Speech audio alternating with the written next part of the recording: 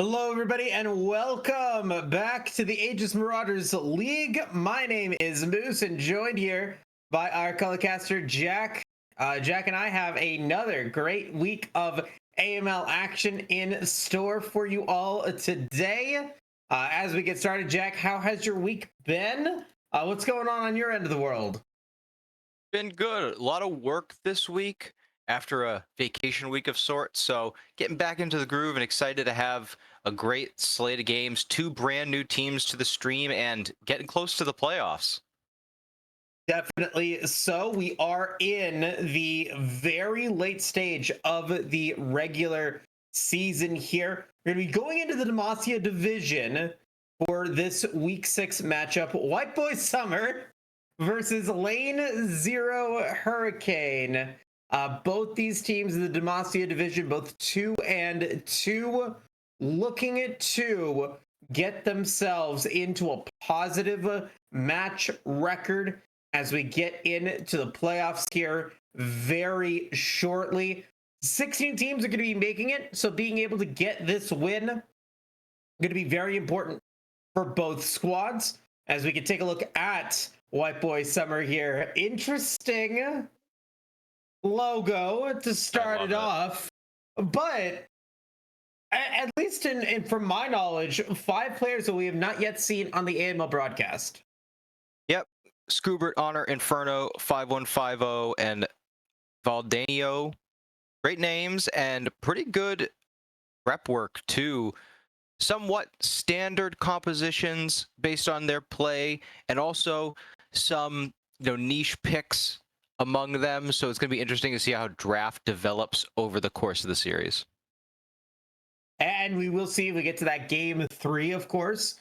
And we will definitely be talking about some of those unique champions. I have an idea, I think, who you're talking about, but we'll leave that for the draft. Let's go ahead and move on to their opponents. Lane Zero Hurricane.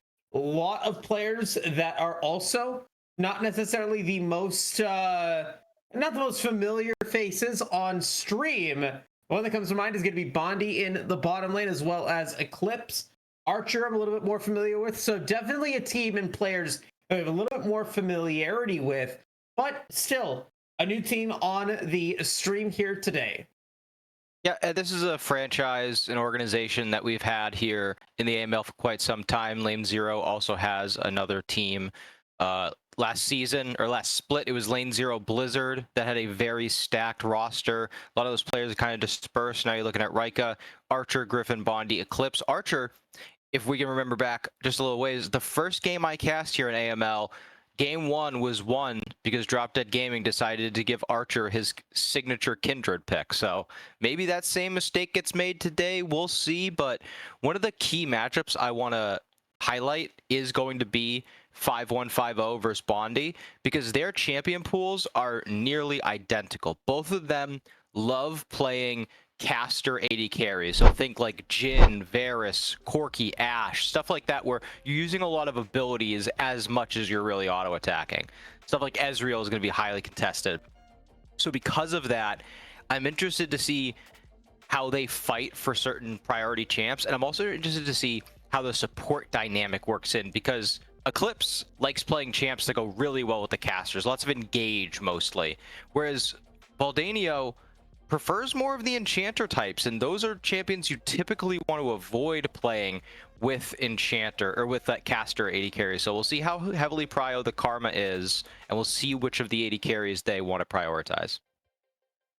And as we get ourselves into the draft, something to note here about White Boy Summer is that every single one of their series played has gone to game 3.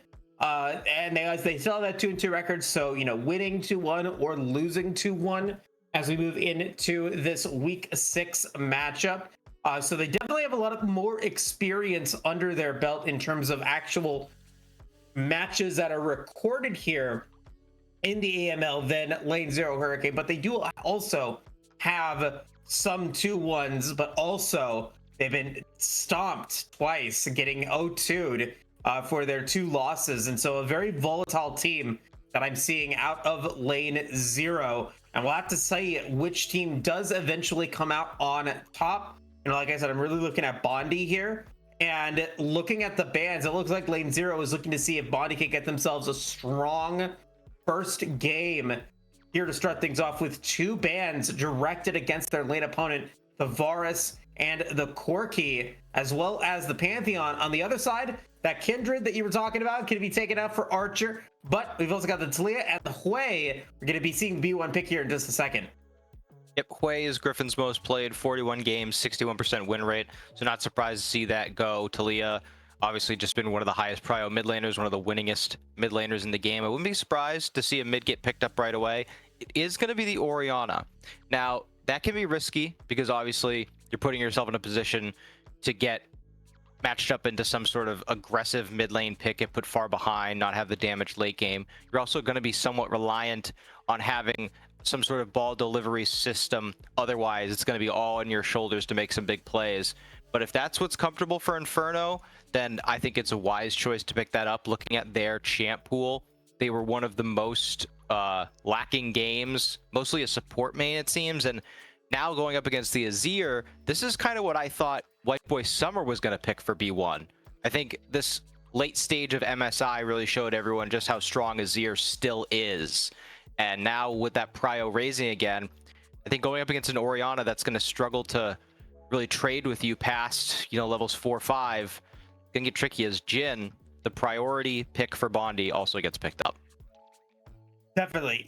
I think one of the consequences of using or going for a B1 mid laner is I am now predicting some very crazy picks in the final stages here of this draft. You could try to go for something that can build onto that ball delivery system for White Boy Summer. You could go for something a little bit crazy for Lane Zero, either in the top lane or in the jungle support role. But I'm leaning towards some spicy top lane pick for Lane Zero. That's my hot take prediction here for them here in game 1 as a Tristana gets locked in. I don't know how I feel about that paired with the Orianna. Definitely some chance that you could see a Buster Shot go wrong. But now we also get to see the top lane for White Boy Summer. It's going to be the Ambessa. Some early game coming in the B3 pick. Yeah, and great follow-up. If a good shockwave gets landed, the public execution can come in and just really wreak havoc. The Tristana pick, I feel, is solely a lane matchup. Tristana does very well into Jhin in lane because if you think about Jin's weaknesses, it's when he has to reload. And Tristana can force a fight at any moment by just rocket jumping right on top of your head. So I get that for that purpose. You're right, the rest of the game, I'm not so sure. The Renekton comes through just to match the Ambessa. Pretty much everyone is consensus that this is a skill matchup, and just whoever's got the better hands in the game is going to get the better. And as bans come through, I'm not surprised to see Nocturne taken away. It is the best pairing with Orianna, especially against a non-mobile Jhin pick that could easily just get taken down over and over again. And I would like to see support bans for White Boy Summer. Already the Nautilus gone. I think the Rel would also be an excellent ban. Alistar is something they should consider. And, Hurricane are in a great spot here with this R4 because they can just, if they want to ban Alistar themselves, now White Boy Summer's forced to ban Rel, because if they don't, Lane Zero Hurricane get Rel and there's no counter available. So going to be interesting. The Volibear is extremely highly played for Honor, 113 games, 64% win rate. So that also makes sense. Now we're going to go split the bans and grab a jungle here. Yeah, Xin Zhao, I wasn't necessarily thinking Xin Zhao as a hover pick for Lane Zero, but definitely makes sense in terms of ball delivery, in terms of maybe trying to keep everybody in a certain spot. J4 was an option. Now with Xin Zhao there, Azir, Renekton, Xin Zhao all have the ways to get out of that Cataclysm, so it might not be the best option, but instead they're going to go for the Trundle and that Alistair that you were talking about, which could have been a great pickup for Lane Zero. Not going to get chosen. It is, I think, probably the best champion for White Boy Summer, considering their composition. It's going to give them that front line that they need. It's going to give them a fairly decent ball delivery system if they can get that headbutt pulverized onto multiple members. And the R5 pick for Lane Zero is going to be the Braum. I got to be honest, I think a little bit of an underwhelming R5 pick for Lane Zero. Yeah, Braum truly is one of the most simultaneously free win and no fun champion. Because if you look at Mbessa, Trundle, Alistar, these 3 champions have one job, and that is to go in and start right-clicking. And Braum's primary goal is to prevent teams from doing that. So it's never really flashy, but I think, if I remember correctly, Braum was the winningest champion with over 5 games at MSI, 77% win rate, 10-3. If this champion's picked in the right spot, it can be very, very useful. I'm surprised you were mentioning the J4. I'm really surprised that Hurricane didn't pick it themselves, because Archer specifically has been practicing this champion a lot. So I wouldn't be surprised if we see it this series. For now, I feel like Lane Zero Hurricane have an extremely well-rounded comp. They have frontline, they have a little bit of dive, they've got good artillery damage, got good zoning. It feels like they've got a bit of everything, whereas White Boy have a bit more of a single-minded approach where they have to advance. They have to move the lines forward, advance past that front line to get that damage down and really start winning these fights. I'm going to have to give the draft to White Boy here, because Lane Zero is, you know, it is, we talk about execution all the time, and Lane Zero's composition is so execution heavy here. I need to see the Glacial Fissure land onto multiple members. I don't know how easy that's going to be with an Unbreakable Will from the Alistar and a Mbessa, Tristana, and Orianna, all going to be relatively safe from being able to get hit by that knockup. And so if you don't get a multi-man Glacial Fissure knockup, you're going to be working on a Winners by Concussive Blow combination. And the only one that's going to be able to really effectively get those shots on, you're going to have the Xin Zhao get in there. You're going to have to get the Azir's soldiers to potentially land that stun. I don't know if that's necessarily going to be happening here on to the members that matter. Once Trundle's able to drop the Subjugate, I think that that's going to put, you know, Lane Zero into a very tough spot, because as long as Subjugate is up, if you put it onto the Renekton or you put it onto the Xin Zhao, you get some of that bruiser frontline taken care of. You're then able to melt through that and then get into the relatively immobile backline that Lane Zero has popped into. I mean, that's just my prediction. It could, like you said, you know, a much more well-rounded composition for Lane Zero. But if White Boy Summer has the capacity to just understand the assignments and pass it with flying colors, I think they have this in the bag. And we'll have to see if I am correct or if I am going to eat my words. Regardless, we're going to go ahead and jump into the Dragon Draft now. Got a slight lead on me here in the AML Jack, currently 5-3. However, I did choose the Infernal Drake last time in week 5, which means that you get to go first here, the start of game 1, week 6. All right, I'm going to try to get what's been doing it for me. I'm going to start with Hex Tech Dragon. I can't, I'm not going to give it to you this time. I'm going to go with Chemtech, and I'm going to go with Ocean. All right, in that case, let's grab Infernal and Cloud. Infernal and Cloud, which is going to leave me with the Mountain Soul. So far, though, Jack, I've not yet seen a single Hextech Soul on the Rift. At least while you and I are doing a Dragon Draft game, so I'm excited to see if we end up actually seeing that here in this one. I think it'd be a pretty fun match, at the least. Yeah, absolutely, and I think, you know, I'm really happy to see a return to at least some familiar composition. I've been, you know, exploring some different ranks in casting, doing some stuff here and there, and recently I did a couple of ISGP ranks, and my god, just it's so hard to do like analysis that I'm used to at this level when every game goes 45 minutes and everyone plays whatever they want. So I'm glad just like, oh, Azir versus Orianna, I know that, and Mbessa Renekton, I know that. So I'm happy to see these more familiar matchups. And, you know, recency bonus as well. You know, we got some of these champions played, a lot of these champions played at MSI, so that might be a reason why we're seeing a lot of these champions here in this match. With that being said, though, we're going to jump into a quick break. When we return, game 1 in White Boy Summer and Lane Zero Hurricane will commence. We'll be back.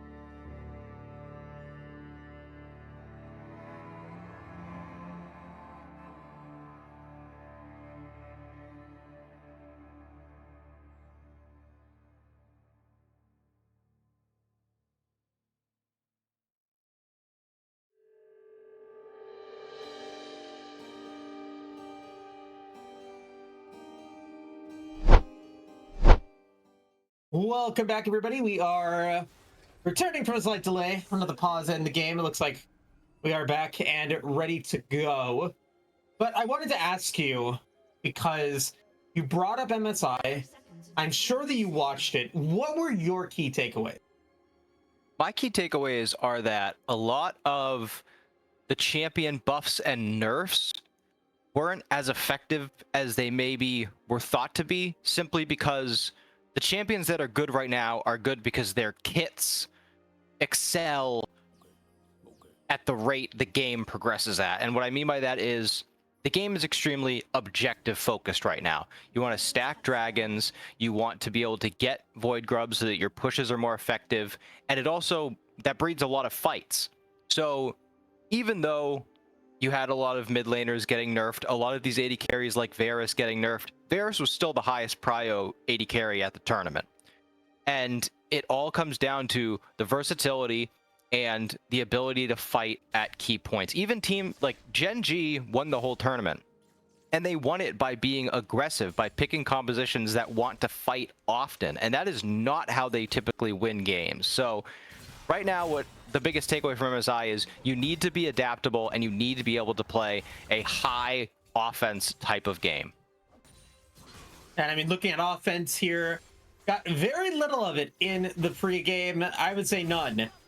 Neither team wanted to go for any aggressive warding. Archer drops a ward at their Raptors to make sure that they weren't getting invaded. We're seeing some slight disruptions from Valdanio and Eclipse against the ADs respectively, and so far it is Bondi that is having a little bit of a better time here. Now, you were talking about last week, and you've been talking about for a couple of weeks now, how much you love Unsealed Spellbook on supports. What are you going to be looking for from Eclipse to really capitalize on that? Well, this game, I think the teleport value is going to be huge because of how much skirmishing there's going to be in the top lane.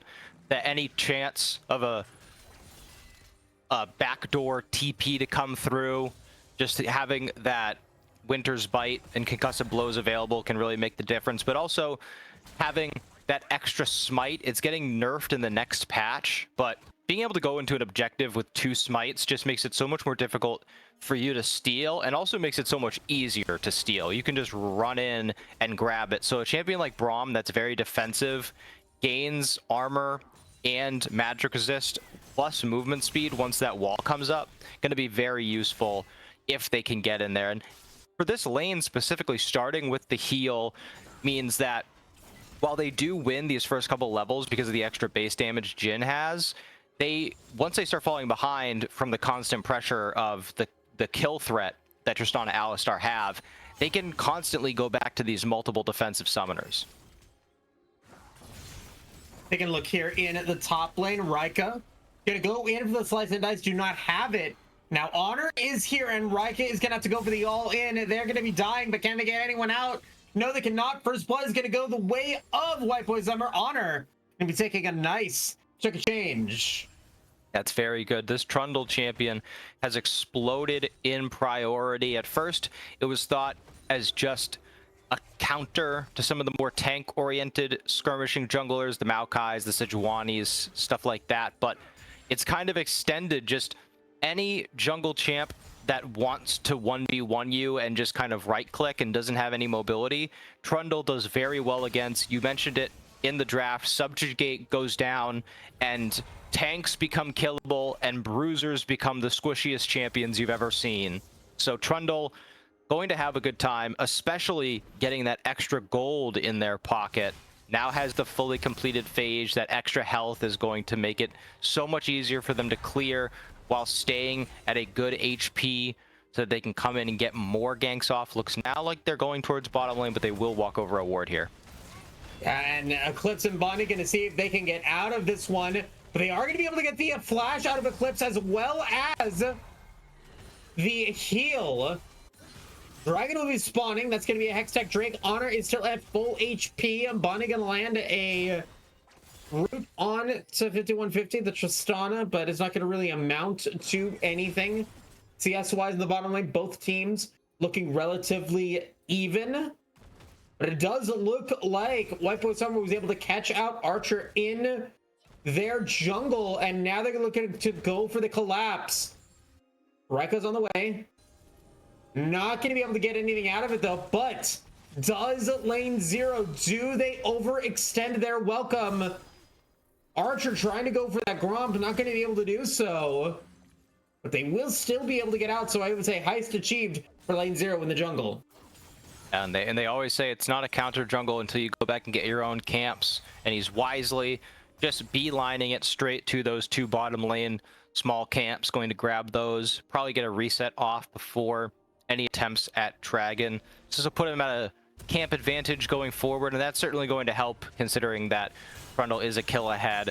Another thing to mention about observations from MSI is that lane swapping seems to be very alive. A lot of these games are going later despite the constant fighting. That's why you're still seeing champs like Azir have high prio, because while you do want to fight early, you also kind of need some scaling insurance. So we've seen a lot of teams at MSI would swap as soon as possible, like around 3 minutes, 30 seconds, not really prioritize the first dragon at all, and just prioritize finding fights. And then around second or third dragon, they'd start. Oh, and there's a fight found. I wouldn't call it a finding found fight. It's actually just an execution.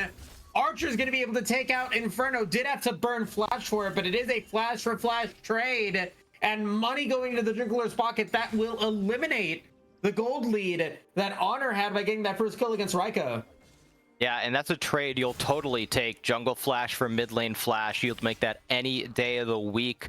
Good return and great roam by Eclipse to just go up, understanding that Bondi doesn't need them. Still up 3 CS, not a ton, but in this matchup I mentioned, is going to become more difficult to stay alive as Valdanio very deep right now. Gonna have to use flash to get away. And you're seeing now some of the anti-synergy, the Jhin Braum combo, you know, obviously Jhin, no real attack speed, has to reset, so not gonna be able to proc that Winter's Bite, but Valdano going really deep now. Did get a lot of money out of that, though.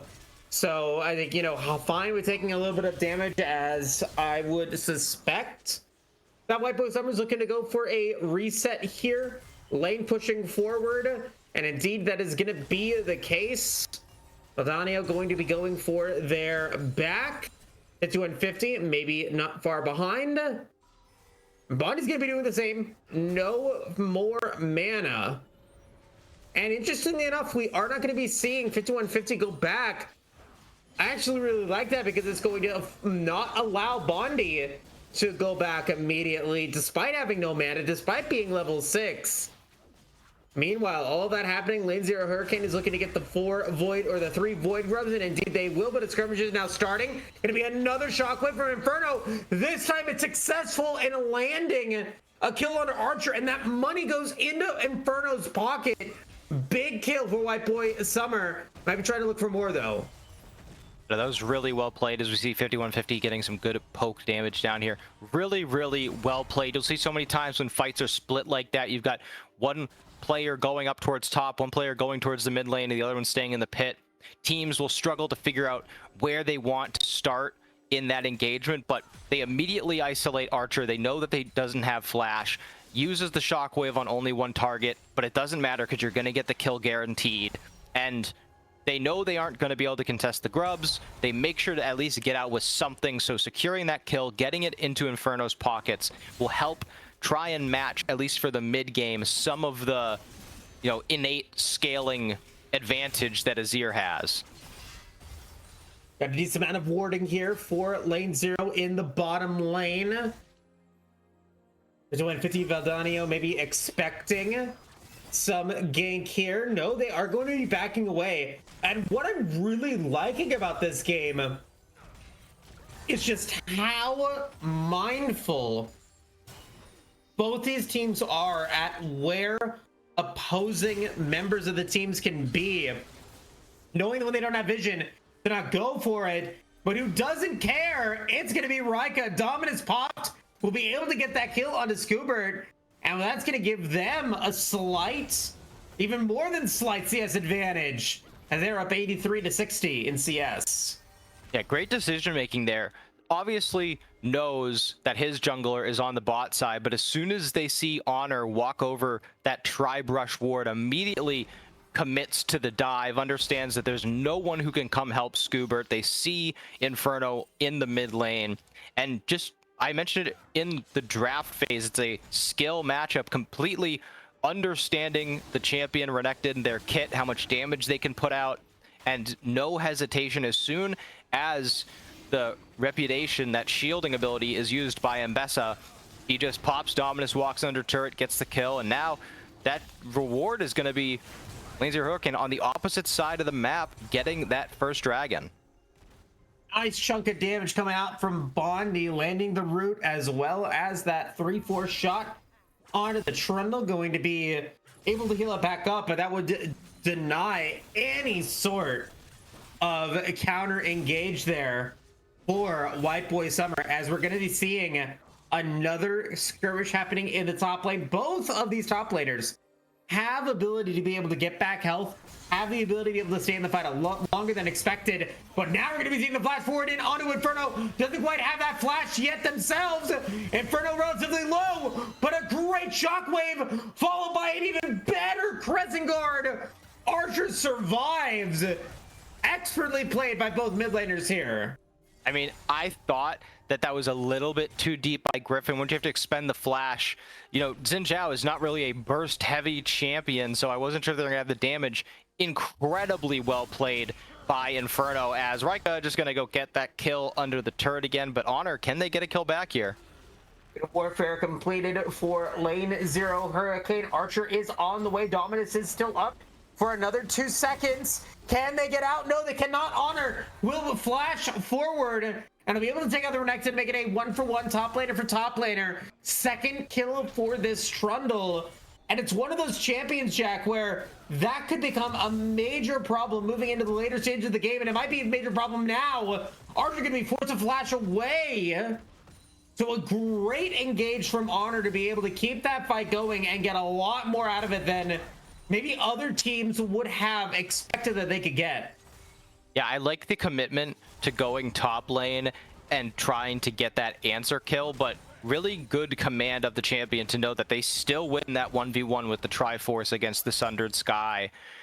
So good job there by Honor to try and equalize what was at that time a bleeding lane. Top lane has started to trend very poorly, and now following Archer all the way into the jungle, getting some revenge. No subjugate available for Honor quite yet, but now here comes Inferno. Do they have the shockwave? They do, but they weren't quite in position to land a great engage on, or a great initiation of that ultimate there. Inferno going to be forced to go away. Did not have to expend any summoner spells or their ultimate, but Honor goes down for overextending just a little bit there. Going to be giving another kill over to lane 0 Hurricane. Now Rika 3-2-0. Yeah, just very greedy decision making. You know that Renekton is coming back from base, so he can get there first. Griffin on that side of the map has first move, so just not the best decision making there. But no, saw red, got that kill on the top side, almost got a second kill, wanted to push the advantage, push the moment. And as we take a quick reset, see some first items completed. Bondi opting on this Jhin to go for the U-moves, doesn't want to get the collector, wants to have that more mobile focus there, understands that they have a lot of dive and wants to be able to get out of the way of it. And other items coming through. Inferno trying to get as much damage as possible to take advantage of this mid-game spike and the few moments of the game that they're going to still be advantaged over Azir. Because once you start getting to a point where Azir's got, 3 items, it becomes really difficult to deal with. And you're seeing now Griffin not opting for the Rylai's build that's become so common, the Nash's Tooth into Rylai's. Gives you really good sustain and extra health, but really takes away from how early you can come online damage-wise. As everyone's moving up top side, we have 7 seconds until the Rift Herald spawns, and with a minute until Dragon, looks like lane 0 Hurricane are happy just being already here and set up for this Herald. Very impressive macro play.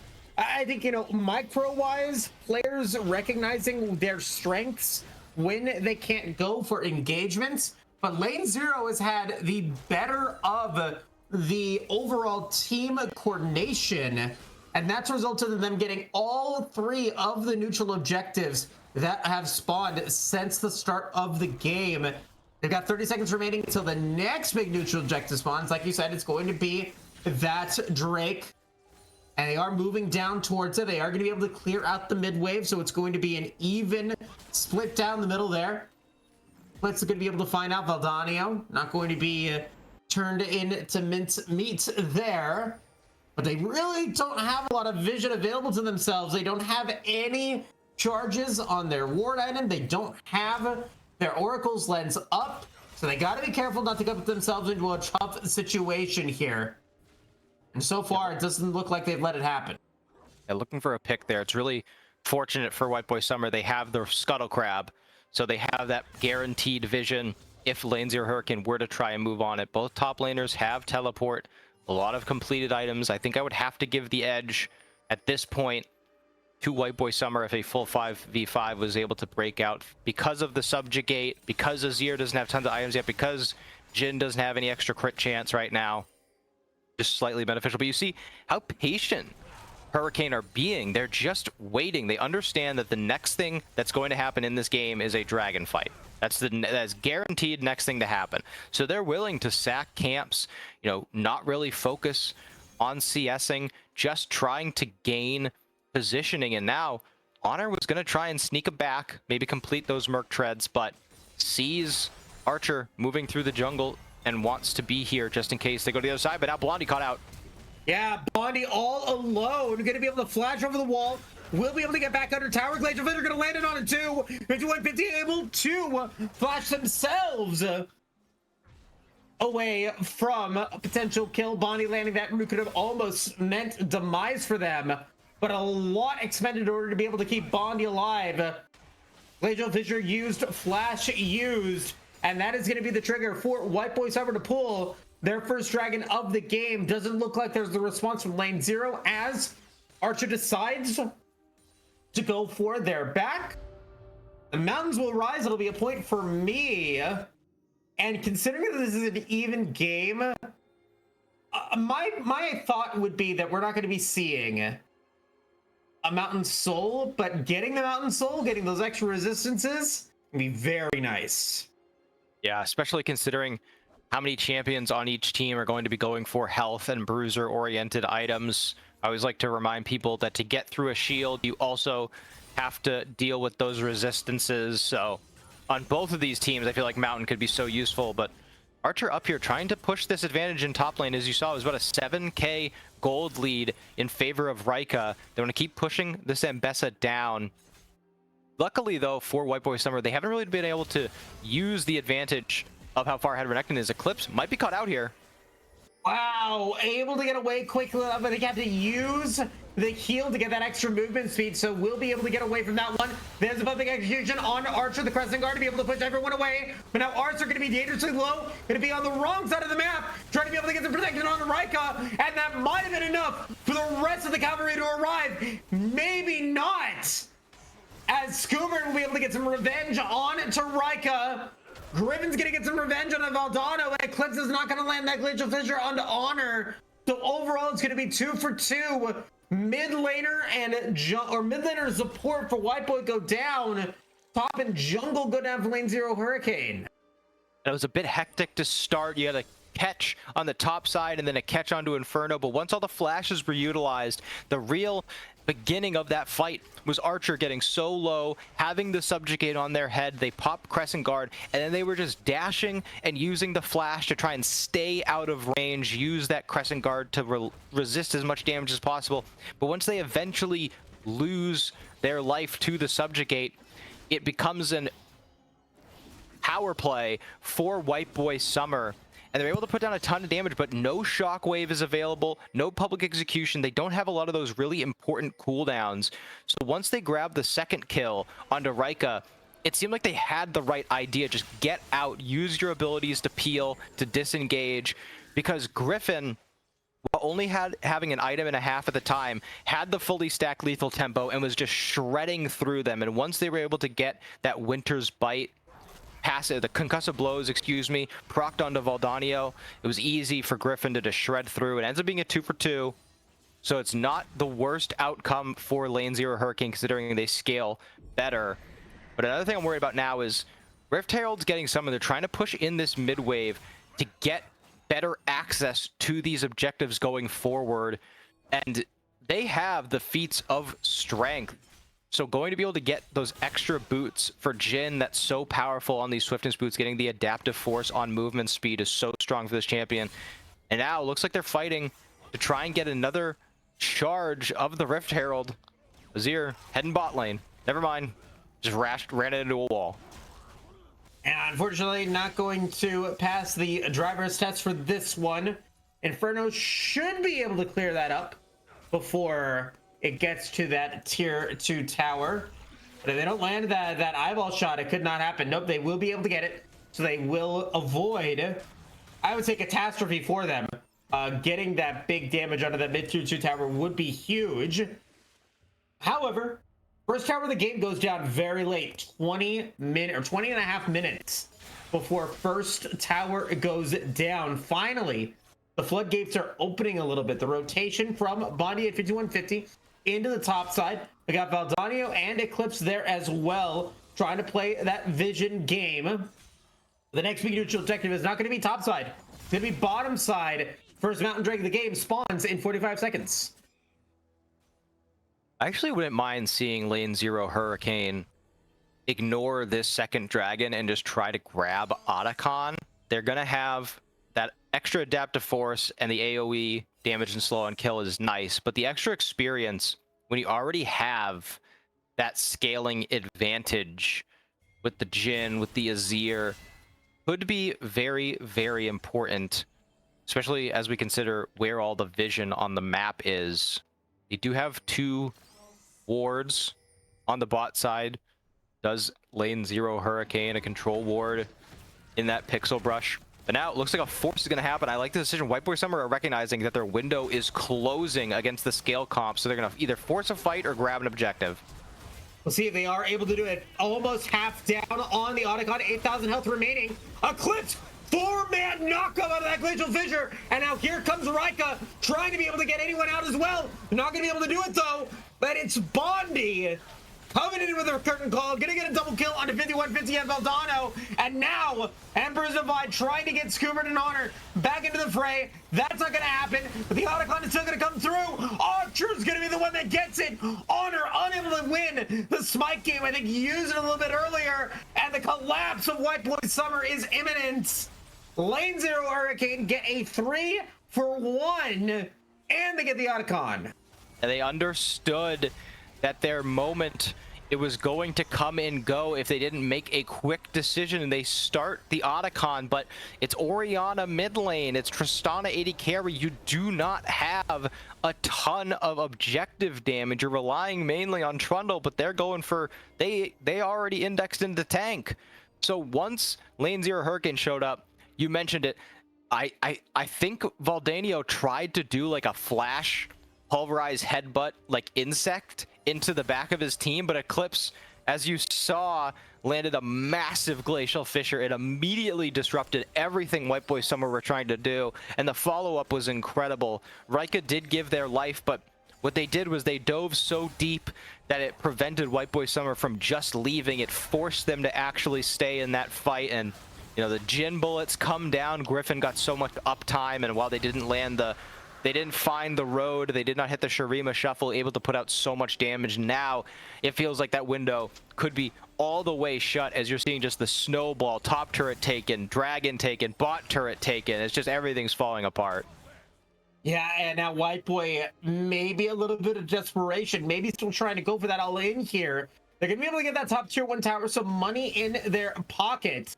But on the other end of the rift, Griffin is now pushing forward onto that tier 2 tower and is dealing massive damage to Scoobert on this Ambessa, using those sand soldiers, as well as having that Shurima Shuffle ready to go again. And as all of that was happening, we've got Eclipse and Archer waiting in the wings, looking to see if maybe they could go for some sneaky skirmish play. That isn't going to happen, but like you were talking about, the snowball effect, it is definitely there for lane 0 Hurricane. BF Sword for that 3rd item already started for Bondi. Griffin comes back and gets a massive buy. That Seeker's Arm Guard to be able to survive longer in these engagements is now online. And you've got 2 items completed in your top lane and in your bottom lane, as well as components. Looking very good for lane 0 Hurricane at 25 minutes.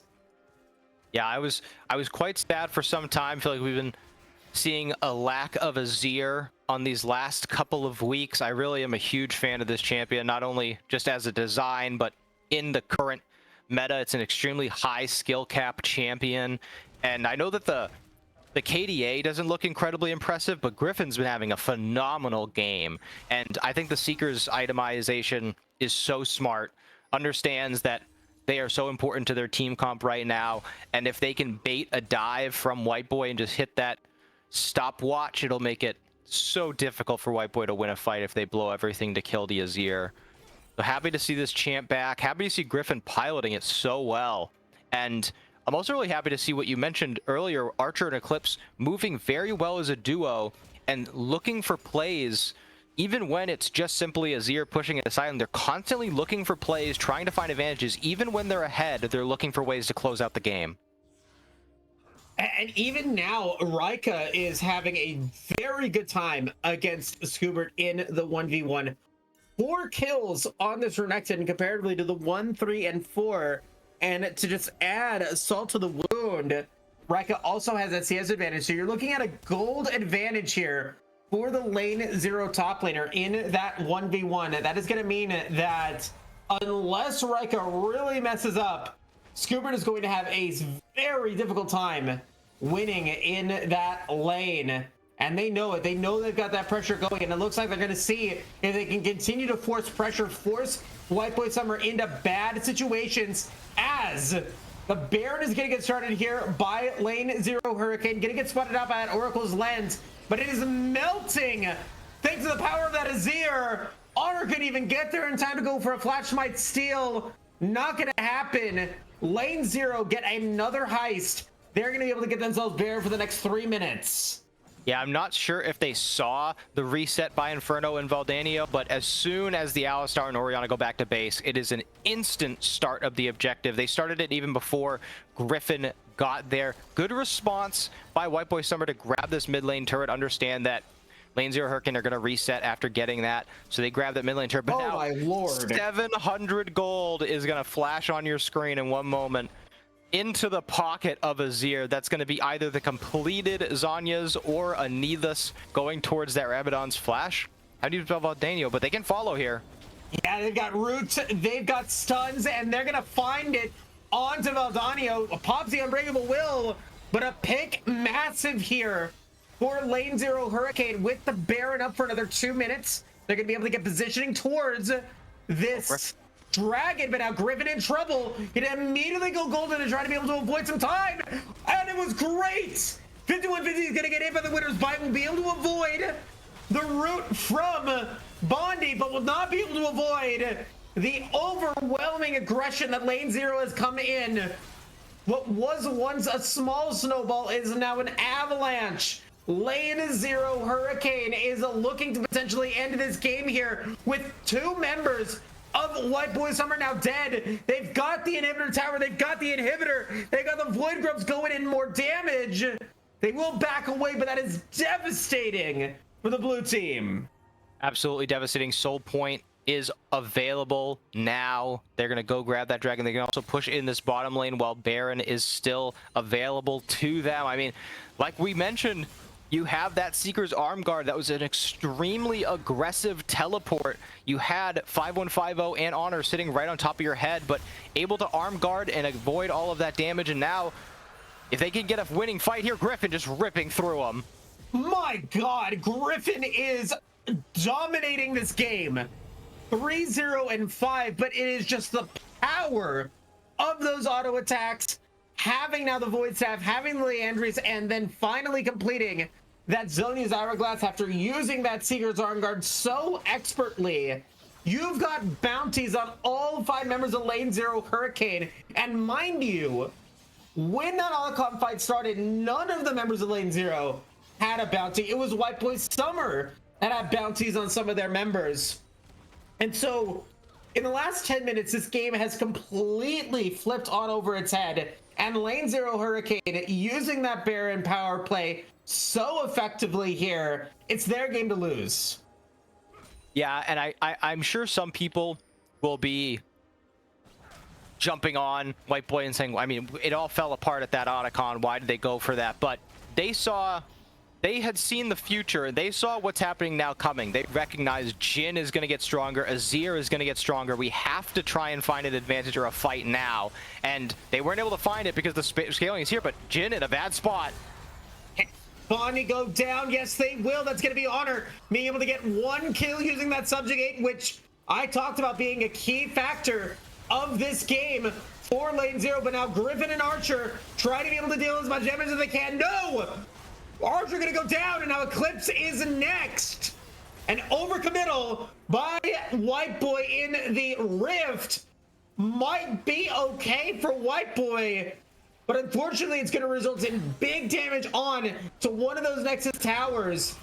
Rika probably going to be falling here as well, and indeed they will end up going down, but can they get anyone to go down with them this time? No, they cannot, but a lot of damage on the Scoobert. No, a bit of a whiff there from lane 0 Hurricane. White Boy's going to need a few more of those if they want to keep this game going. 4 for nothing. It all started with that pick onto Bondi, and Griffin on the other side of that fight used the Emperor's Divide to try and get a pick of their own that did not come to fruition. So didn't have it, didn't feel comfortable committing to that fight without the ultimate available. So as we saw just across the map, grabbing 4 kills massively, 3 of those kills, 3 of those bounties going into 5150's pocket. So that is a completed Navori Flicker Blade and a BF Sword. I would have liked to see the Infinity Edge. You really need the damage. You've postponed so much of your damage by going for the Lord Dom's second, but having that Flicker Blade will mean more explosive charges, more rapid fire uptime. Tristana seems to finally have entered the conversation. And now they can try for that front to back their comp is built around, where they just pick off members like Eclipse, Rika early. They just grabbed another turret that's going to be extra money for Scoobert to build this Death's Dance, try and stay alive for longer. But if they aren't able to find a kill early in one of these fights and make it a numbers advantage, it's going to be so hard to deal with Griffin's damage. Now has a needlessly large rod going towards that Rabadon's death cap. This Azir is absolutely chovying too. 350 CS in 33 minutes, just running this game. So it has to be well executed. And you see, Lane Zero Hurricane are not looking to make the same mistake twice. They understand that Baron's the key to ending this game, so they're just going to sit here and wait for it. And they're going to be here right on spawn. We're going to get a reset from Valdanio. I'm so surprised that Valdanio decided to go for that back, because now they're not going to be here for any sort of Baron play. And White Boy Summer not going to be able to even contest it. Baron up for another 3 minutes here for Lane Zero. They've got 6 minutes of Baron on all 5 members under their belt for the time being. Bonnie going to be able to get there back up, but Eclipse and Archer can be delayed a little bit. Does look like they will be able to get those resets, resulting in wards getting picked up for both Archer and Eclipse. 3 items completed for Bonnie. Infinity Edge, Yomu's, Runans, also has the Last Whisper. The kit for Griffin is the big indicator of, I think, how this fight is going to go. But also a big indicator is a massive 3-man Glacial Fissure once again from Eclipse. Going to be followed up by Inferno getting a nice 3-man Shockwave. But is the wallet too big? I think it is. The wallet massive for Lane Zero Hurricane. They're going to get a double kill for Rika. And they're going to get more money into Griffin's, or into Griffin and into Bonnie's pockets. Getting an assist and a kill respectively. But I think that is going to do it here for game 1. As Fizzy 150 goes down into just Inferno without a Shockwave. Lane Zero. Very impressive game to start off this series. Yeah, started with a really clear focus in the draft, got everything they wanted, and that last fight, it was a decent start. Honor saw an angle, tried to get on to Rika, but you said it perfectly, the wallet diff was just too massive. Inferno hit a beautiful shockwave that included Griffin, but having the Zhonya's completed, you go into the stasis. The rest of your team has so much damage at this point, so many items. Jin is able to, Bondi played really well, where in that last fight especially, just kind of put all their damage out in auto attacks, backed up and opened the curtains. And you see on this post-game breakdown, I mean, Azir, 30k damage, absolutely perfect game played by Griffin. And when you draft Azir R1, this is the type of game you expect that player to have. Now, I think it'd be easy, and you might even disagree with what I'm about to say, but it would be easy for you to say that Griffin was the MVP of this game, and I would not invalidate you in that. But because Eclipse had really big glacial fissures in moments that it mattered, and I said it in the draft, you're gonna have me eat my words. Eclipse made me eat my words. Those glacial fissures landed, and they landed at crucial moments. So I have to give the MVP of this game to Eclipse. Yeah, I think that's totally valid. I had Griffin written down. I put a little slash, added Eclipse there, because thinking back at that Otacon of 4-man Glacial Fissure in the mid lane during an early roam that helped Griffin get some early gold, it was that roam coming up. And in that very, very last fight where they were able to find a pick onto Rika, that Glacial Fissure came down, got 3 knockups, and it forced 5150 to stay on the other side of it. So really great command of the Braum. Didn't get too aggressive, even in moments where they applied that Winter's Bite. or the concussive blows, excuse me, onto Valdania or onto Honor. Didn't push too far forward, managed to stay safe, stay with their allies, and think of how well they moved around the map with Archer. Just because it didn't result in a lot of kills, it was still a lot of map pressure, a lot of lanes being covered. So absolutely, I think this is one of those games where everyone played very, very well, nearly a 10k gold lead at the end of it. And I think this is a moment where White Boy Summer just have to kind of wipe their hands and say, okay, draft diff, we're fine. We played the early game fine. Let's just move on to the next game and, focus on that 33-minute dip in gold where we were able to find a good fight to get back. That's the type of game we can still have. Let's just get back to the drawing board and try and get ourselves some good pieces. Yeah, the only other thing that I want to say before we get into a break was just how long it took us to see our first tower go down. We were at 20 minutes before first tower went down for either team. It was a mid lane tower thanks to a Rift Herald push.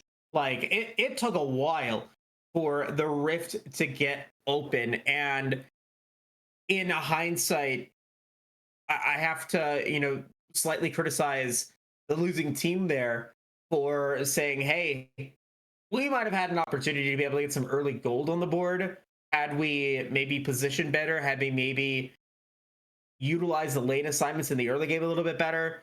But nonetheless, credit to Lane Zero to avoid having their own towers get taken. So they get to that 20-minute mark and then the floodgates opened. It was turret, Otacon, Baron, Dragon, team fight win, team fight win, team fight win. So, very good on Lane Zero Hurricane's part. A very good start to this series. We're going to see what side the White Boy Summer squad is going to go for here in game 2 in just a moment. I'll be back for draft in just a bit.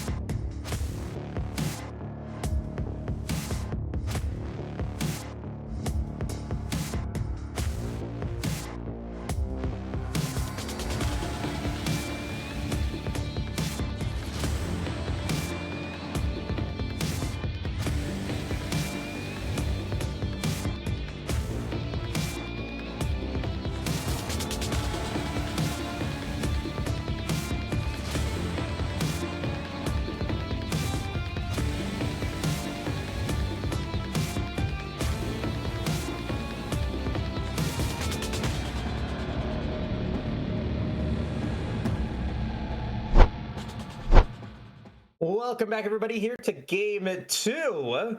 White Boy Summer versus Lane Zero Hurricane. A very fun game one. I'm not disappointed in the outcome at all, but mechanically speaking, play-wise, really felt like Lane Zero Hurricane was the team that had the edge, especially in the macro game. And so I'm curious to see what White Boy Summer is going to be able to do here. Move into game two. As we took a look at the bans, little bit of adaptation. Mel going to get taken away from Griffin in the mid lane, as well as the Gwen, along with that Kindred. But lane zero going to stay consistent. The Vars and the Corgi get taken out, and now Jack, handing it over to you. What are your thoughts? Well, I like to see the ban adaptations on the blue side when so many massive V1 or game one picks get grabbed, like the Xin Zhao, the Azir, Trundle, Mbessa, Alistar. You know, when you see all that stuff go, you want to adjust your blue side bans accordingly. What are really strong champs that we're not going to be one? Ornn makes sense because of Scoobert's play. I believe Scoobert's highest played is the Ornn, and it, you know, when you're on the red side, you really have almost always static bans. They banned Pantheon last game, gets first pick this game. This is an extremely strong jungler, especially with Trundle and Xin Zhao off the board. I talk about all the time earlier this year, I felt like the champion was misused. People thought it was an engaged champ, it would just go in and die, but now being seen as that secondary follow-up, that front line, so good. But this response, Wukong Talia, I think that this is an incredible grab for Lane Zero Hurricane. They are absolutely happy giving over Pantheon for this. Oh, absolutely. No Talia ban like we saw in game one, and the Wukong getting banned in the second phase of the pick ban in game one as well. You're going to have a really strong duo, a duo that is going to be able to be so impactful, explosive even come level 6. I'm curious to see if maybe we get a Nocturne potentially, and you force the Pantheon into the mid lane. But now Sion coming in, I think that confirms where Pantheon is going. I'm gonna eat my words again. I would have potentially liked to see a Nocturne. I'd love to see White Boy play it, as the Syndra is going to be played against the Talia. Griffin, phenomenal. I would say, you know, flawless game. Very scary situations there, but was able to get out of them, did not die, had the most damage. And so Syndra maybe looking to be able to contest that, knowing that both these both these mid laners need some time to ramp up and are going to have mana issues for the start of the match. That being said, though, Aatrox is going to be the response against Sion in the top lane. A little bit more bruiser action coming through here, and I'm not upset about it. Yeah, it seems right up Rika's lane getting this Aatrox. And I'm going to be honest, you know, I did my little writing trick. I had Twisted Fate written down. I thought it would go well with White Boy's comp, having that double global, but not really in the pocket of Inferno, as we see more bot lane focused bans. Syndra does do well into Talia because you have no movement abilities, so you don't have to, like, you don't have any movement abilities to break through that unraveled earth, and you still have great range to be able to push them out. The Sion in his Aatrox matchup makes a lot of sense because Aatrox able to do that max health percentage damage, really does fight well early on in the laning phase. So I get that. I'm really shocked if White Boy doesn't ban Ezreal here, because it's Ashe, Misfortune, Varus, Corki. The only real thing left that Bondi has games on is Ezreal. They're going to opt for Rel. Now, I mean, it'd be very shocking if they didn't grab Ezreal right here. I think that there is, I don't know. I mean, there's definitely other champions that can get picked up. I don't know if you're necessarily seeing that mid-game push if you're not getting the Ezreal. So I completely agree with you, considering that Misfortune and Ashe are coming in, but Ziggs gonna get locked in. I mean, trusting that Aatrox and Wukong are enough AD, you're gonna get a caster bottom laner. I love to see it, and that's, I think, going to throw Whiteboy for a loop. Yeah, no, I talked at the beginning. I said, oh, he likes playing caster ADCs. What's better than a caster ADC? A caster AP carry. So Zig's going down there. They have a lot of, like, not really long-term lockdown. The Jinx response, I would love for them to grab an enchanter here and just say, okay, you have artillery in lane. Like, you're going to push us under tower constantly. Let's focus on scaling. It was our weakness last game. We didn't have any scaling. And you don't even have to go for like super standard Lulu stuff here. Karma is up and available, can index into that enchanter build. Valdanio, 138 games on Karma. It also gives you the ability to match the push. They're going to go super defensive. They want to grab Tom. They want Jinx to be able to stay alive. Syndra is very self-reliant, can make space for themselves. I think that I don't hate Tom Kench in this situation. The lane's going to be hard because he's just a walking target. And I think Rakan really fits perfectly here into the engage that Wukong and Aatrox are going to want to have. So it's going to be, this one's going to be a bloodbath. I don't like it. I don't like the TK here. I talk about it. I feel like I talk about it every single week. I'm going to talk about it again. Where is the bridge? Where are you going to be finding any early game advantage in this composition? It is all going to be down to this Pantheon finding strong ganks. Yes, you can potentially do it with the TK if you're able to land a good abyssal dive and get yourself into a point where you can, get the stun into the chompers. But you're up against Rakan Ziggs. Both champions have ways to be able to get out, both ways to be able to avoid some of those nasty either auto stuns or roots that Whiteboy has. I see the R4, R5 from Whiteboy, and I'm really seeing a mistake here. I really would have loved the Karma instead, but play my devil's advocate. I mean, if they're able to get out of that early game, if you have a jungler that you're relying on to be your whole early game, you want it to be Pantheon as a champion that can do really everything themselves and can show up to any lane. They need to help him get to level 6. They need to be watching the jungle camps. Last game, we saw Archer looking for invades, getting punished for it, sometimes getting successful ones off. And we saw Honor overextend to get killed in the enemy jungle. So they're going to have to help Honor get to level 6, because once that gets unlocked, it changes the way we've seen Pantheons wreck games. It changes the way the entire team has to play the game. You can't even go for trades in lane without considering, can Pantheon ultimate onto my head right now? So if Honor is able to play this game well, that will be the difference between them being able to get to a point where Jinx has items, Jinx has gold, and is able to run a team fight where, they have no real lockdown other than Rakan. Rakan's going to get 3-shot by Jinx if he gets into her range and doesn't lock her down. Hopefully Jinx takes cleanse this game. But if they can't get to that point and this Jinx can't get online, you have Talia artillery, you have Ziggs artillery, and if you get too low, Wukong and Rakan can pull the trigger immediately and dive onto you. So it's going to have to come down to Honor getting them to that point for Whiteboy Summer. Yeah, I will give the teams the benefit of the doubt because game 1 was so entertaining. And I gave game 1 to Whiteboy because I thought that the execution factor of Lane Zero's composition was going to be a little bit too difficult, or was going to be difficult. I didn't even say little. I think it was going to be difficult for them to be able to capitalize on it. But they proved me wrong.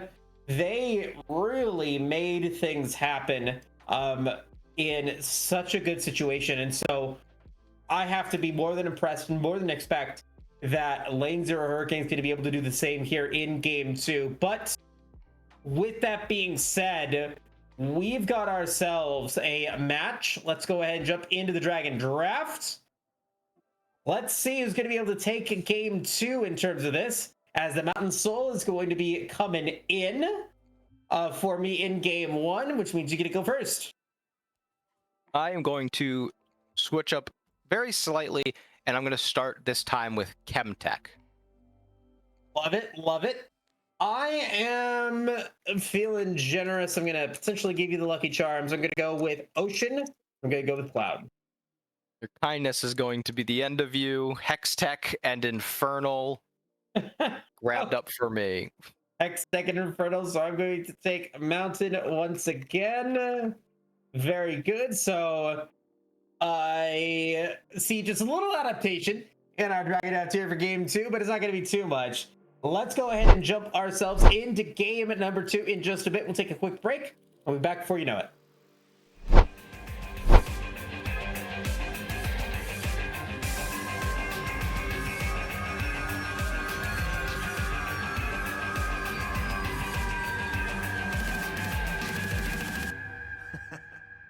And they say I have a grim sense of humor.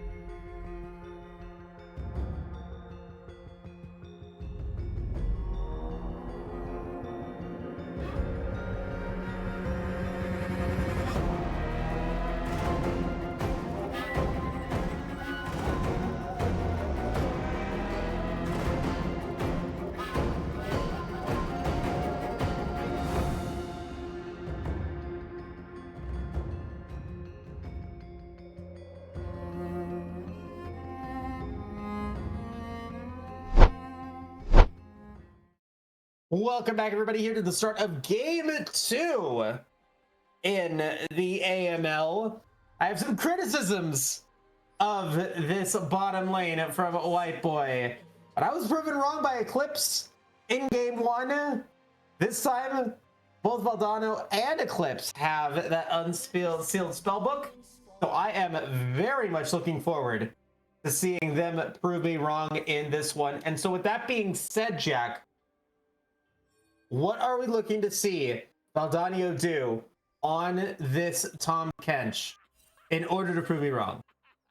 They have to be more aggressive. Last game, they got pushed in early. They played it really well. They allowed Bondi and Eclipse to kind of run out that time where they had an advantage. And then they played aggressive. They did. They were jumping forward. They were looking for chances to deal some damage, but that didn't translate into anything. It didn't translate into a lot of turret plates. It didn't translate into early bot lane objectives. They didn't swap the map.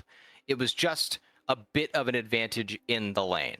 They have to utilize these aggressive summoners. I like the Ignite with Unsealed Spellbook. You can always grab, heal, or exhaust. You don't need to have that permanently as your go-to.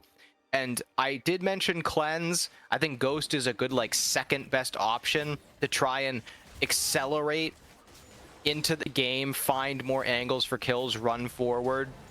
And already I like them pushing for this advantage bottom lane. No other real exciting keystone choices. The only thing I want to mention before I throw it back is during MSI, we saw this matchup often where it was a full tank top laner and then Aatrox would be picked mostly by Western top laners. And if you're playing up against an Eastern player playing tank, you're not going to be able to beat him with an Aatrox. But in a Western versus Western player matchup, I think the Aatrox into tank is a fine matchup to grab. A fine matchup to grab indeed, and we're seeing that push forward here from Rika. Scoobert gonna be taking a good amount of damage. Inferno Chains picked second for Rika to be able to keep the Scion locked in. You know that they're gonna be a very slow boy to start things off. And now here's the aggression coming in for White Boy Summer in the bottom lane. Valdano and 5150 trying to be able to get a lot of damage in onto Eclipse. But Eclipse is going to be able to get out. They have 2 pots, so they should be relatively fine. Trying to expend those resources. Kind of a mana versus health game here in the bottom lane. Yeah, I really like... It's almost like they heard me say you need to be more aggressive. Walking up nearly under turret range to try and get as much damage down as possible. This is why... to many, Jinx is seen as the premier hyperscaling pick, because other hyperscalers have really, really weak early games. Obviously, that's by design. You don't want a champion to be that strong throughout the entire course of the game. Think of champs like Zeri. Early game struggles immensely. But Jinx is actually able to do quite well in the early game. And this time, it's, again, they've heard me. 3 minutes, 30 seconds, the swap has already been initiated.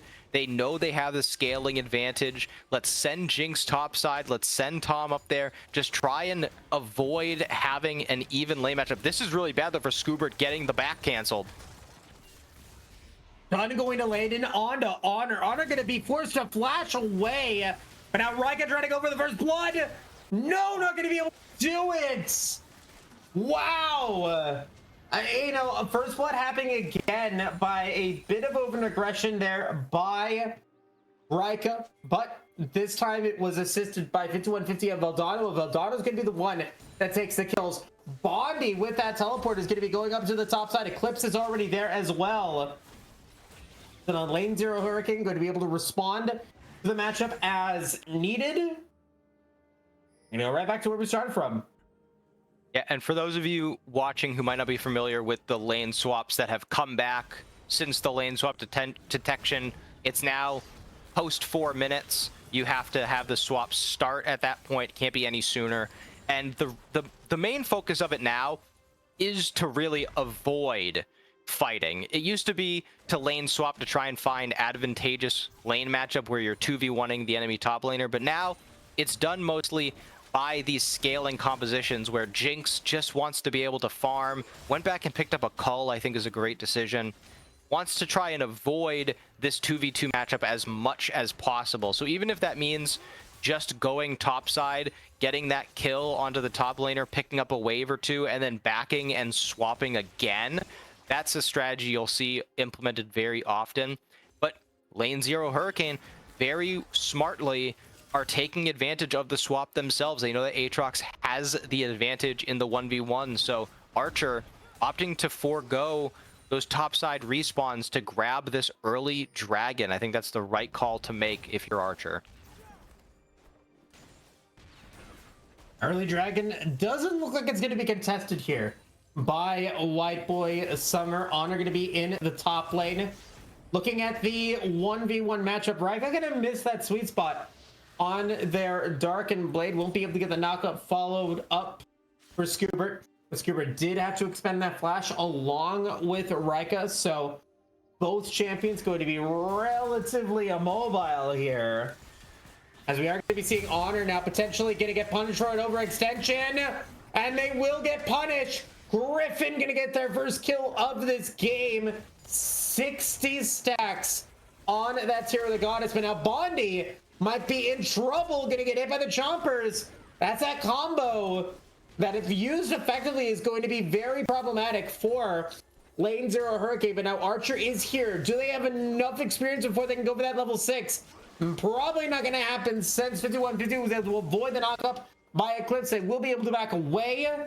Now we're going to be seeing, I think, a reset. Yeah, this is why I said Cleanse. Cleanse is the #1 defensive option, whereas Ghost is the second best. In this case, because there's no hard CC other than the Charm in this bottom lane, I get the Ghost being prioritized because, as you saw there, you just pop it preemptively and use it to dodge the CC, and it just works perfectly well to get you out. And now doesn't have it, but Eclipse just has to go in for poke.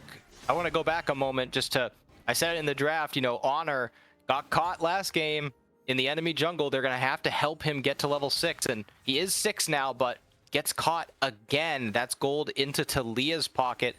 I think very wisely, Griffin went back, got Merc Treads, got a tier earlier, and now is just focused on, you know, if White Boy Summer just want to scale, we'll scale too. I want to just survive lane. I want to be able to push in the mid lane without taking much damage from Syndra and be able to move out onto the map with that Weaver's Wall. And Merc Treads is going to allow them to do exactly that. Rika, again, having such a strong time in this 1v1 matchup, wearing a skin of a champion, popping that World Under, trying to get a kill under turret, but Scoobert's just going to run real quick into their own turret, collect this big wave, and Archer not going to have too much of his time wasted to grab these bot camps. See what Void Grubs have in store for us here. Honor, you know, we are talking about level 6. When we're talking about big spikes, I want to be seeing that Grand Starfall being capitalized upon. I want to be seeing that Weaver's Wall, that Cyclone coming in for both sides, but we haven't quite yet seen that happen yet. Is Eclipse going to be able to avoid the Scatter the Weak? So if we're not going to be able to go for any sort of power unleash there. Other than that, we are going to be seeing a reset once again. A reset here in the bottom lane as Bondi will be there. And it looks like it's going to be Scoober that's going to be the one that's defending against it. White Boy Summer, though, going to be able to get the Void Grubs. And indeed, they will. Giving us a pretty solid beginning to this game for White Boy, as long as they can continue to keep that going. My big concern as we move into the mid game are going to be those satchel charges to take those turrets down if Bonnie can continue to stay relatively safe. Yeah, and I'm a bit interested about these lane assignments. Rika doing just fine into Scoobert, but they opt to swap into this odd numbered matchup. Archer is here, and Teleport coming in from behind. They're going to look to find a play here. Let's see if they're going to be able to do it. Eclipse with that unsealed spellbook, you're really capitalizing with it. Does have the quickness available and is going to be able to get the knock up in on to 5150, but it's going to be the Devour from Valdonio. Valdonio trying to be able to get out, but Archer going to flash forward, going to be able to get the crushing blows onto the Tom Kench and Feet of Warfare. The big neutral objective buff is going to land into the AN0's hands once again. Inferno barely able to avoid getting killed by Griffin in the mid lane. And it feels a little bit like deja vu, albeit a little bit earlier for lane 0. They've got themselves control here at the 10-minute mark. Yeah, and I'm not sure exactly where Honor was, as now we see Valdonio TPing in behind, trying to find something here. Honor gonna be able to get up and into range to get the shield vault. Not even, so nothing for it. Obviously that is a spellbook teleport, so not really that big of a waste. Need to cycle through those anyway, but you know, that is why they went for that odd assignment in the lanes. You put Rika up there, it's going to incentivize 5150 and Valdonio to push that lane in, take advantage of the lane matchup, and it baits in perfectly for the Eclipse TP to come through. Archer wraps around and getting both those kills and spreading them out across Rika and Archer. Now both of them going to have extra gold, and I like this itemization by Rika too, going for those steel caps first, understanding that they're going to continue to win on the other side of the map, getting that Ocean's Dragon now with Infernal blazing. It does allow them to win on the other side, so going to just try and lose in peace up in this top lane. But dealing big damage of Aldanio, that time the Infernal Chains landed, as it will be an Infernal Soul to give this point over to you, or to you this round, making it a 1v1 set score in the Dragon Draft this series. But in terms of dragons getting taken, definitely being lane 0, that's the benefactor to nothing so far. And if they can get a very early Infernal Soul, which they are on track to do, 21 minutes if they are very hasty with it. Yeah, very big start to the game, and a very good start to this potential sweep against White Boy, if they can get it. Yeah, and I think it's very good. Never mind, we got another fight top lane. We've got this engagement coming through. The quick is going to land on the Valdano and on a 5150, but it's going to be Infernal Chains landing on the Valdano. Can they get out? They're going to try. Archer going to land the Cyclone, but one more Cyclone knockup. That's it. They get the Cyclone knockup on the 5150 and an honor. That's going to put White Boy in such a bad spot. Double kill for Rika, now 3-1-1. Lane 0 Hurricane just rinse and repeat from the earlier attempt, except for this time Eclipse just walked up instead of teleporting.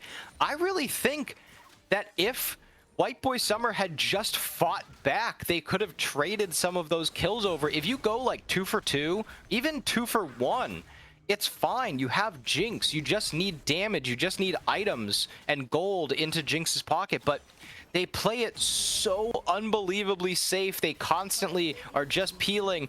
And until the very end, they're just peeling. And then Honor and 5150 decide they want to walk back forward. Double Grand Entrance knockup, double Cyclone knockup, and they end up both going down. It was just, I don't know if it was miscommunication or just a misunderstanding of the moment, but when they should have been fighting back, they weren't, and when they should have just committed to running away, they tried to turn it. So it's getting much and much more difficult. 107 CS at 14 minutes for Jinx, not great. Still haven't completed the call. That turret gold is going to be good in trying to turn this around, but I mean, have we even seen a Grand Starfall yet? No, I have not seen one, and I'm waiting for it, right? And I'm also waiting for a Weaver's Wall. I think Griffin did use Weaver's Wall a little bit earlier, so I can't be 100% sure for that one. I will have to make sure that I'm not eating my words there, but Grand Starfall is such an impactful ultimate that if you don't use it, you're going to put yourself into a really bad spot. Quickness going to have to be traded by Devour for Valdano in order to keep Inferno alive. We've also got the Unleashed Power and the Super Mega Death Bomb used by 5150. So Lane 0 Hurricane are going to be coming into this Rift Herald fight with an ultimate advantage, and they've got river control for the time being. We'll see if they're able to get it. I'm really nervous about this upcoming fight for White Boy Summer because we've been doing so much talking about Jinx, even starting to talk a little bit about this top side, about Griffin, but Bondi CSing incredibly well, has a nearly completed Seraph's Embrace, and also has that Haunting Guise. This Ziggs is going to be able to put out so much damage, and I think White Boy recognized that, not contesting the Rift Herald, opting instead to get some early focus on the bottom side with a minute to go until Infernal Dragon. If they are able to stack up 4 Infernal Dragons, that would be massive towards getting them scaled into this game. And Valdano doing very good zoning Griffin off of this turret. Gold will go to the Pantheon and to the Cinder. But now, same thing we saw last game. Rift Herald being put mid-side, Rika threatening on the top side of the map. This is going to really break things open for Lane 0 Hurricane, and all the focus that White Boy Summer put into getting river control for the Dragon is all for naught, as all the vision is for Lane 0 Hurricane, and all the push in the mid lane is going to be for them as well. Let's see if Rika is going to be able to get themselves their blue buff that they've been trying to go for, and it does look like they're going to be able to. I'm going to be honest, Jack. I really feel like Honor is dropping the ball here not really finding much of anything that they need in either one of these games to be super impactful.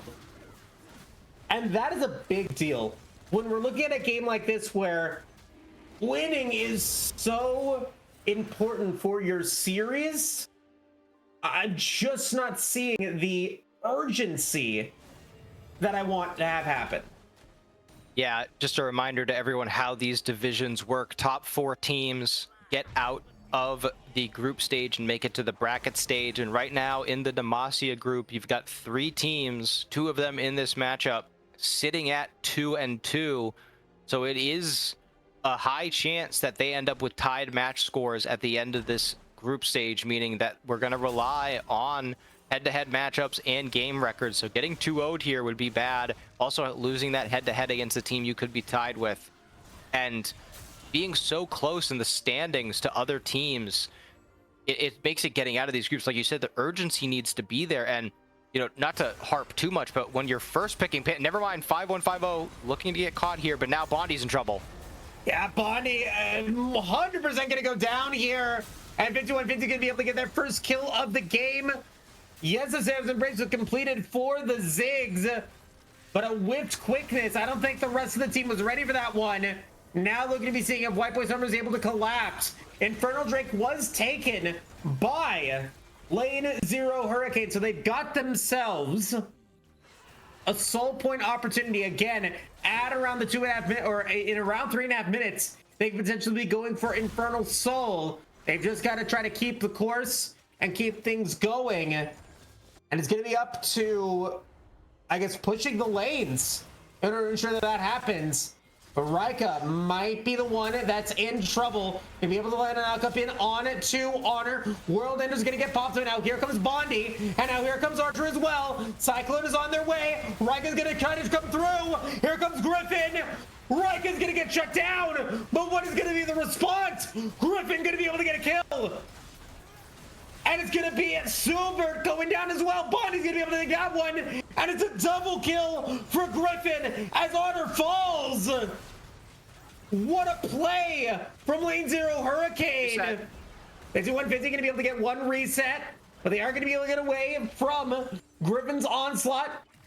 But man, a 3 for 2 in favor of Lane Zero Hurricane. I always like to see overloaded side lanes when you see someone pushing aggressively, but if you can't kill that Aatrox quickly enough, it just means that you're all using all of your cooldowns to kill one target that you're not even able to kill. Once the rest of Lane Zero Hurricane collapse and join the fight, they're easily able to just wipe you down, and Jinx wasn't a part of any of that, staying towards the back end of it. And I last game, I didn't really say anything because I realized how far they were behind, and the itemization really just wasn't important. But Jinx, or 5150, the itemization has struggled in both of these games, both times opting for a Last Whisper item second. I understand the Mortal Reminder, but Syndra can easily build that Morellonomicon component, get the orb, and it would be so much more efficient to applying Grievous Wounds onto the Aatrox. Jinx, you are the hyper carry. You have to get your Infinity Edge. You have to hit your breakpoint as soon as possible because that is your team's win condition. And you're not going to get many more opportunities. You know, Lane Zero Hurricane, the fight before this previous one where they got the kill onto Bondi, it was because of an overextension by Eclipse. You're not going to get that very often. He's not going to make that mistake more than once. So you need to have these items ready to take advantage of those very few mistakes. So getting that Mortal Reminder second, that's less damage, that's longer time towards that break point, and it's only going to put you behind. When you get to 20 minutes, you have a dragon in a minute's time. You have to be hitting those timers now. You have to be hitting the timers now. You got to be hitting those timers quickly for late or for White Boy Summer, especially considering that in 40 seconds, we've got Lane Zero Hurricane's opportunity to go for an Infernal Soul, a super fast Infernal Soul at that, if they are able to get it. And that is the big concern here.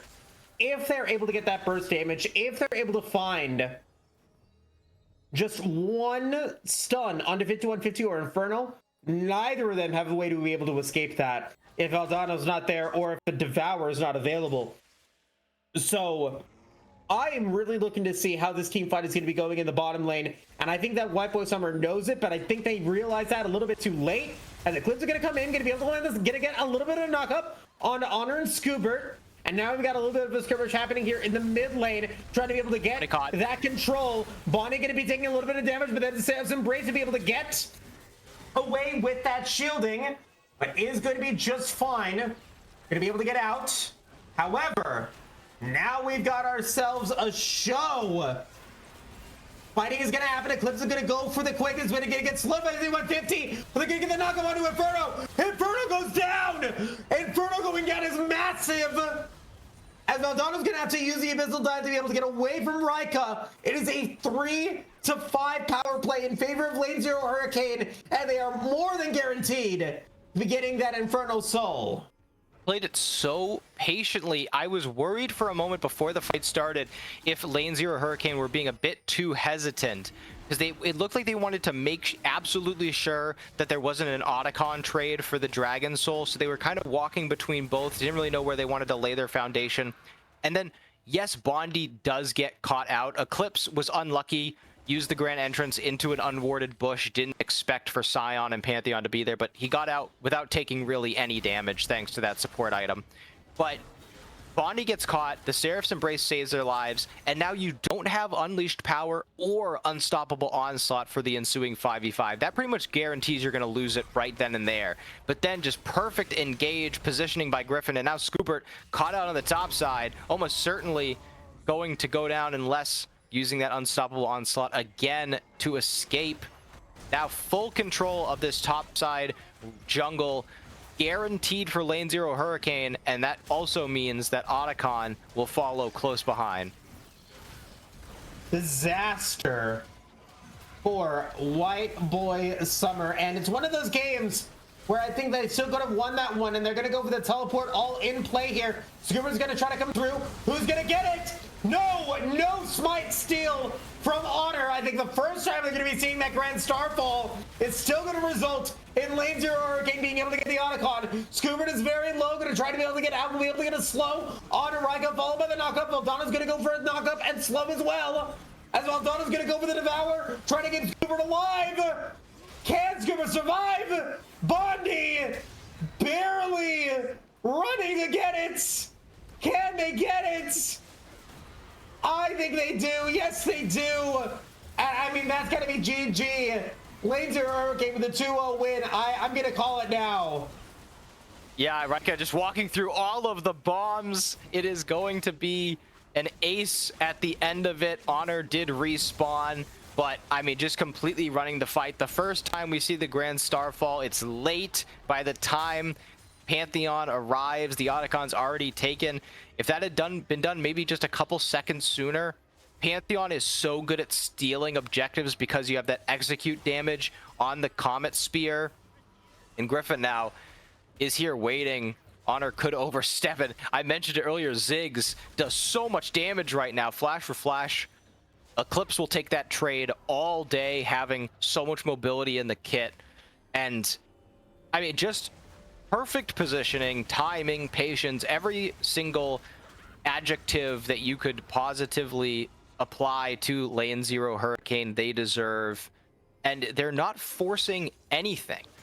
Even in situations where, you know, Rika jumps over the wall and almost is diving into the enemy base, they still aren't going too far forward. They aren't letting 5150 just get AoE auto attacks on their entire team. They're spreading out their damage, they're spreading out their bodies, trying to just push them back. They understand they don't have to flash onto anyone. They can just whittle them down with Talia and Ziggs damage. So just can't really say enough good about the way Lane Zero Hurricane have played out this game. You've got 2 minutes and 50 seconds till Elder Dragon spawns. That might be the saving grace for White Boy Summer if they can find it. But 5150 can't get caught out like that. That is a pick. And Lane Zero Hurricane gonna have a power play for the remainder, or for the remaining 37 seconds. Can they get the win out of this? They're going to at least get the Baron, but can they get the win? Valdano going to be at a really rough spot. Honor is there. Eclipse is going to come through. Going to get stunned, but still is able to find some vision on to Honor as a pistol dive was used by Valdano to be able to get away from Griffin. No, I am not seeing Here we go. a play here. It's gonna have to be very close. Oh my god, it's not gonna happen. You know exactly where they're gonna fall. Seismic Shove will finish the job. Oh, but the Mega Inferno Rocket, a little late. And I mean, I get it. You're so far down, you have to try and go for the steal. No vision means that you're not going to be able to time it well. They're just playing keep away at that point. Rika, they're going to try and find... They have the damage, but they just need to lock them down for long enough. Let's see if they're going to be able to do it. I mean, I don't even know if Inferno has the damage right now. Yes, they do. Pardon me. I will eat my words again. Rika will fall. So the power play is going to be a little bit diminished here, but 8 seconds remaining until Honor comes back. Inhibitor is going to go down in the mid lane. As lane 0, go ahead. Yeah, I feel bad for 5150 in that or a great scatter of the week. I don't know if they have anything to follow up. They're going in for it though. Wick is going to come in, going to be able to land the charm on Honor. Honor's going to go down. Valdano and Scoober is still in the fray as Exhaust is going to land on a 5150. Faked to Eclipse, utilizing that unsealed spellbook, still in. Double kill is going to land. Scoober is going to come back. Will now finally go down as Bonnie will be able to get the inhibitor in the top lane. Inferno going to be saved by Valdano. That Eclipse is coming in as the teleport is going to come through from Rika. This is going to be the end game play for lane 0 Hurricane. To make it out, Rika is going to land a lot of damage onto Eclipse, onto Bondi. Valdano's going to come in with some dive. Griffin's going to get shut down. Their first death of the series. It is not a perfect series for Griffin, but a flawless game for lane 0 Hurricane, knowing exactly what they need to do. They're going to win this series 2-0. I mean, really decisive end of game for lane 0 Hurricane, but at the very end there, White Boy made it pretty easy for them. I was gonna give a bit of a shout out to 5150 just when they got caught and killed. They're killing minions outside on their own base steps. It's like that's one of those moments where you meme and just play safe, bro. And it's like I'm in my base. But after that, we saw kind of a repeat of what I pointed out in that early top lane 3v3. You have lane 0 Hurricane killing your inhibitor. You land a 4-man scatter of the week. Eclipse is going in without having the battle dance available to back up to the rest of his team, and they're just not fighting. They're just playing so safe. It's as if they don't realize what point in the game they're at. It's like you have to do something right now or else you're going to lose. And we saw them do it in game 1. They found a near clean ace during the last game in the red side jungle, but this time they let him take the inhibitor. Eclipse dives forward without having the ability to get out easily, and they're just not autoing. They're not autoing. They're not using their abilities. They were too hesitant at the end, and it's not like it would have changed the outcome of the game by much, but I mean, I think most of this post game just goes on to how incredibly lane 0 Hurricane played out just about every stage of both games in the series. I can't continue to praise the macro play that lane 0 had in this series. It's so important to know that you have to be to know where you need to be at times, or you have to be there. Like what I mean by that is you know you have to be at Baron, but you can't be in a place where you're going to get caught out. You have to be in the right position around the Baron pit to ensure that you don't get killed.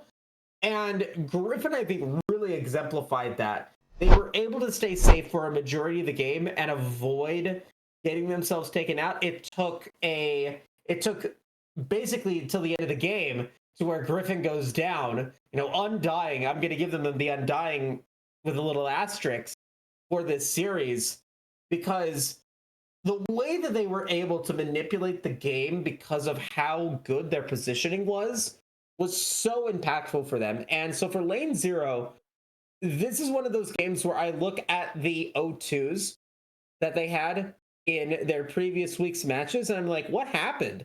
Like, what went wrong?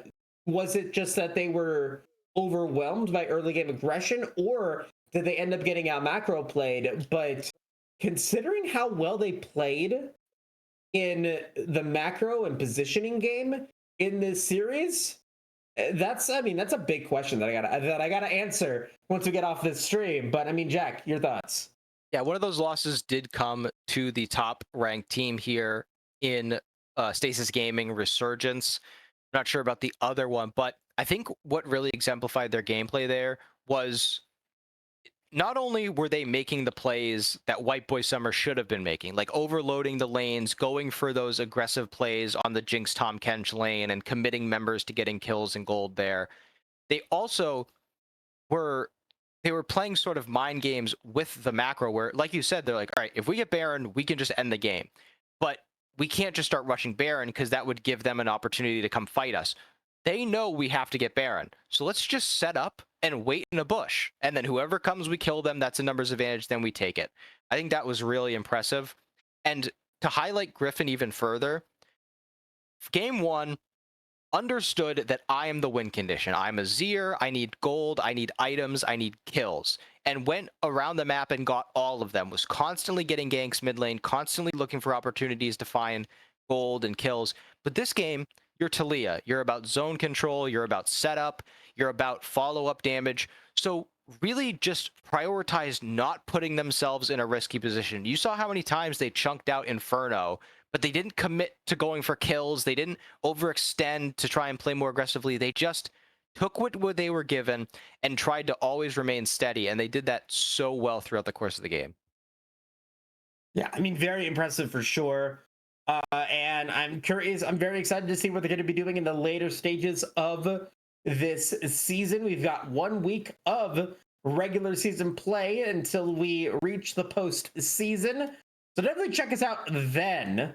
And until that time, week 7, it'd be 5 p.m. Once again, folks, check out our other leagues going on right now. If you guys want to sign up for AVL, ACL, I think signups are closed, but if they are, make sure your teams are signed up so you guys can watch Jack and I probably cast the AVL on Fridays, ACL on Fridays as well. Both of them going to be very fun seasons to be looking forward to. But you also got the ADL, you got the AEL for all ranks and types of players. I want to welcome everybody here to Aegis Esports.